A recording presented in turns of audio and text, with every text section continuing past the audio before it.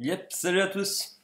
Bienvenue dans cette nouvelle capsule consacrée aux mégalithes. Et j'ai donc le plaisir de vous retrouver sur l'île de Minorque où je me suis rendu en 2020. Je suis venu ici voir les constructions d'un peuple appelé le peuple talaïotique. Celui-ci construisait des talaïotes, mais également des tolas, comme vous voyez ici, ci-dessous.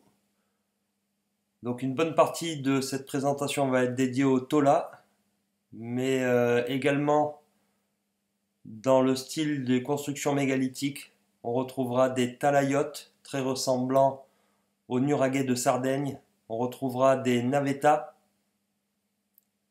donc ces assemblages en forme de coque de bateau renversé, des grottes et de nombreux hypogées, le tout creusé dans la pleine masse rocheuse.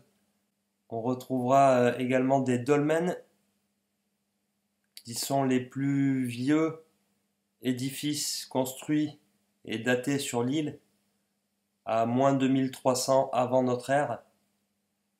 Et puis donc des assemblages mégalithiques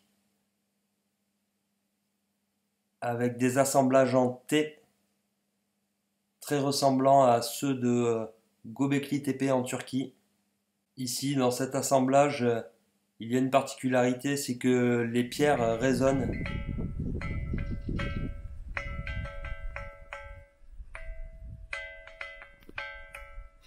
Donc voilà un bruit métallique observé également sur d'autres sites sur la planète. Et donc maintenant la dernière partie de cette présentation sur les tolas, ces grands T, vous le voyez parfois, qui s'élèvent à plus de 5 mètres de haut, des pierres extrêmement lourdes, des assemblages complexes. On voit aussi donc d'autres types d'assemblages avec des piliers hypostyles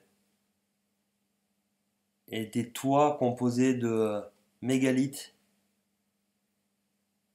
des poutres en pierre. Tout ceci est vraiment très impressionnant.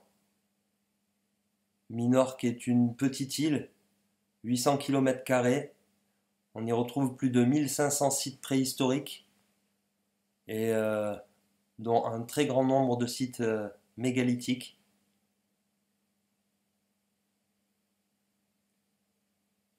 Vous pouvez retrouver toutes mes vidéos en version intégrale sur ma chaîne YouTube Babin the World.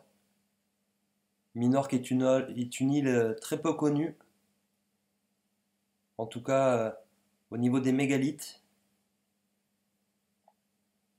Les sites sont pourtant partout et très très impressionnants. Ces assemblages sont à n'en pas douter parmi les plus beaux du monde, dans un bon état de conservation. Un bon nombre vont être présentés au patrimoine mondial de l'humanité. Donc ces sites vont être protégés. Mais ces sites restent également un grand mystère. Beaucoup n'ont pas été fouillés entièrement. Les datations proposées aussi sont, à mon avis, pas correctes. Ces édifices sont pour la plupart datés entre moins 1500 et moins 1800 avant notre ère. Pour moi, ils sont beaucoup plus vieux que ça. C'est une très belle île.